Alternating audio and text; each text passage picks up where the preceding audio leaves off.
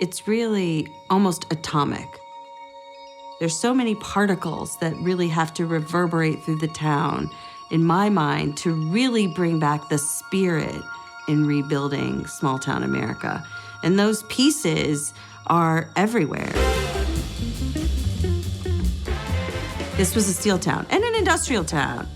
We had a steel mill pumping out with 6,000 jobs. We had 11 paper mills working. They had a fantastic restaurant downtown, dances. The streets on Saturday night were teeming with families walking hand in hand. Middletown was an all-American city. Jerry Ford came through Middletown.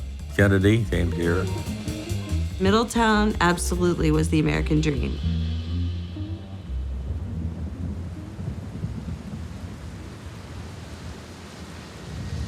Starting in the 60s, the city had a flip. Paper mills were closing down, and the big steel mill also ran into international competition, and jobs started leaving Middletown in a wholesale way. The downtown had 4 or 5 struggling little businesses that tried to stay alive, and eventually, one by one, they continued to close. When we were growing up, the thing that you heard people say is that they wanted to get out of Middletown, that if you grew up here, the way to get up was in some ways also necessarily getting out. I'm a 4th-generation Middletonian. At 17, I definitely felt like I had had my time in Middle America. I was lucky enough to go to Georgetown and be in DC, and then New York to be an investment banker on Wall Street, out to LA and worked in Hollywood for 10 years. Being in the big city felt like the biggest success of my life because Middletown wasn't a place you could succeed anymore. During the 2016 presidential campaign, we had journalists from all over the world coming here. And all they showed was boarded up buildings and, homeless people and things like that. They wanted to see what is dying America about. And I think that was a misrepresentation of who we are.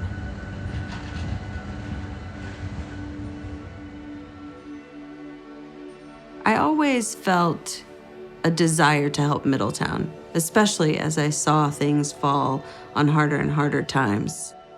We decided, let's move home to Ohio. Let's make this the place that we're gonna build our lives.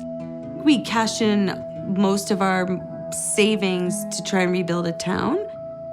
I knew I wanted to do something with impact.